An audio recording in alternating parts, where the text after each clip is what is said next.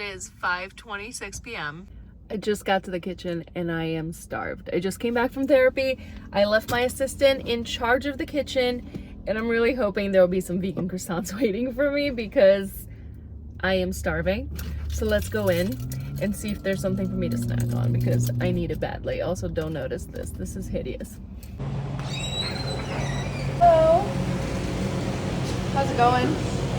I didn't hear you. Hi. Are there any ugly ones for me to eat?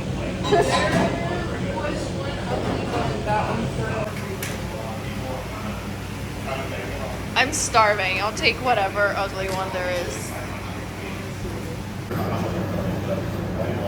bad news for me. We did such a fantastic job and all of the croissants look perfect. So there's no rejects for me. But I did put all of the leftovers of the dough in this. Say hi to Tiara. She helps make the magic happen. And I just put all the leftovers in this and it doesn't look like the worst thing in the world, so that's what I'm snacking on.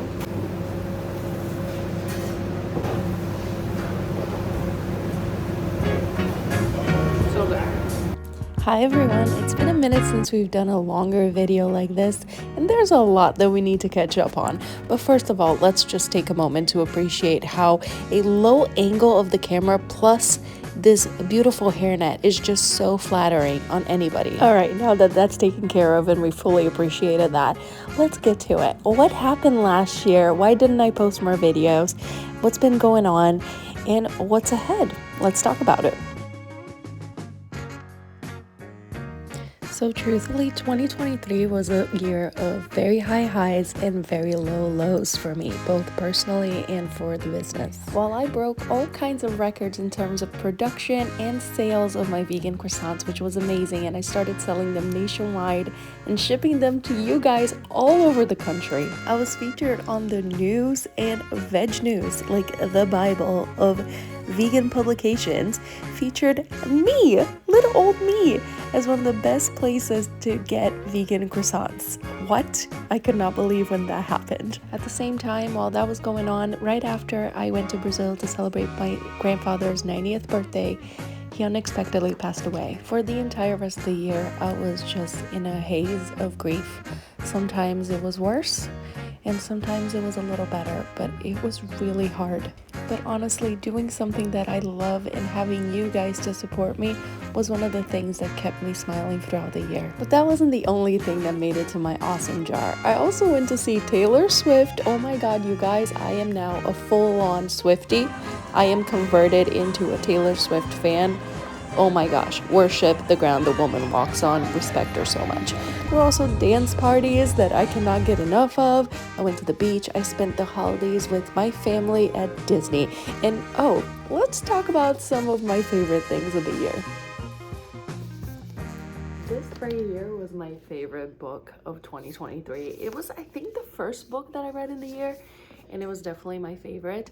I wouldn't consider myself a gamer by any stretch of the imagination. I stopped gaming when Nintendo 64 came out. But this is like, it has a... Did I just hit myself in the face with the book? Yes, I sure did. And it's about three friends that start this video game company. It's about their dynamic. It's about the creative project. It's about how their lives unravel after that. It's so interesting. It was so good. I couldn't stop thinking about it. I still, every time I see somebody reading it, I approach them like a weirdo and I'm like, let's talk about it. What do you think about it? Because I have so many thoughts. I absolutely love this one. For nonfiction, it's actually a tie between two books. This one is Financial Feminist. So good. I read it for a book club. It just breaks down all of this stuff that we're not taught in school about being financially savvy. I have historically shied away from any numbers. I always said I'm not good with numbers. And she just kind of breaks down where that comes from. Why do we believe that? And all the things that you can do that are actually super easy. The terminology like HISA and, you know, how to invest and like things that are not taught, especially to women. And she breaks it down and makes it simple so you understand it. And then I can say that after reading this, I did start a high yield savings account. And I also feel very much more in charge of my financial situation. The second one that I loved, I don't have an actual copy of it because I did the audiobook. It's called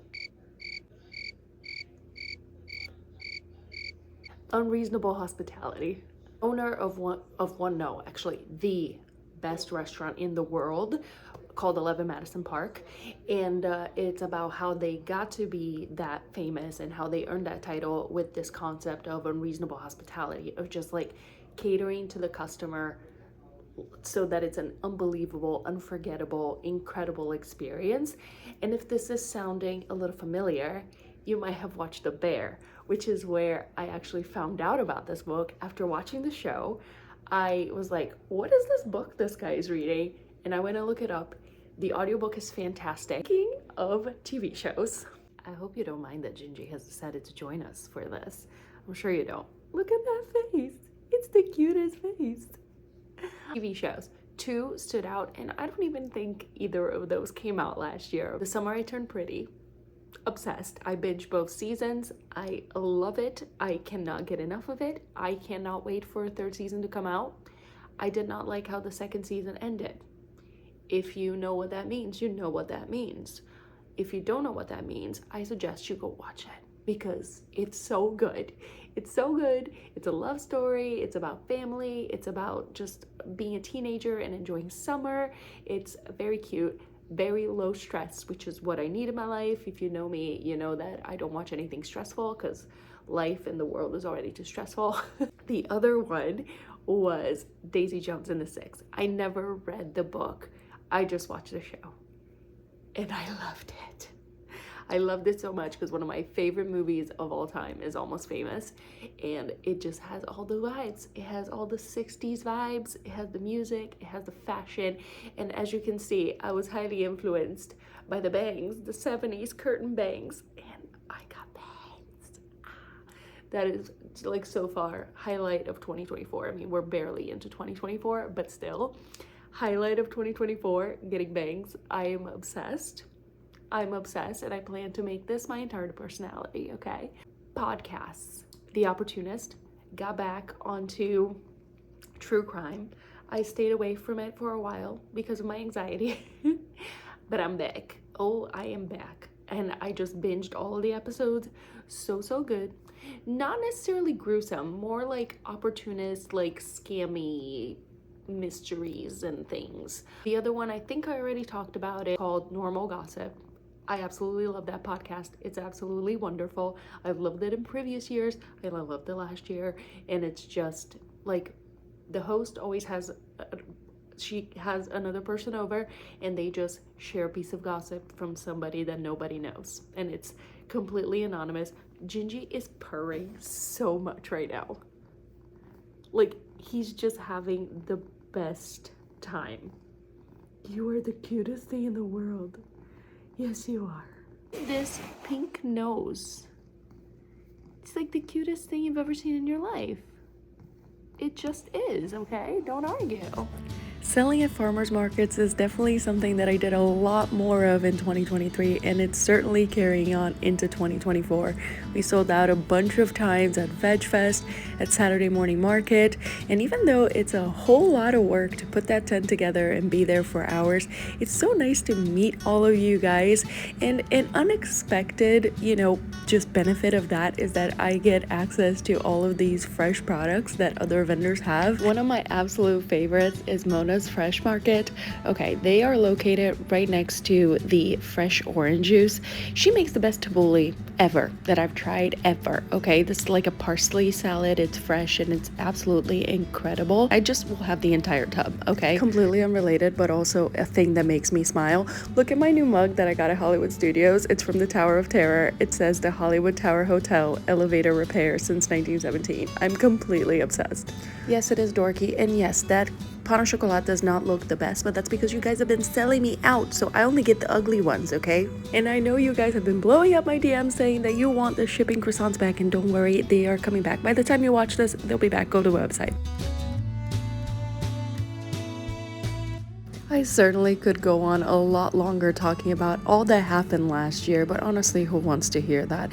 It had some low points, but it also had a lot of high points, and I'm really looking forward to what's ahead in 2024. It's a lot of work, and I'm so excited that I get to continue doing what I love for you.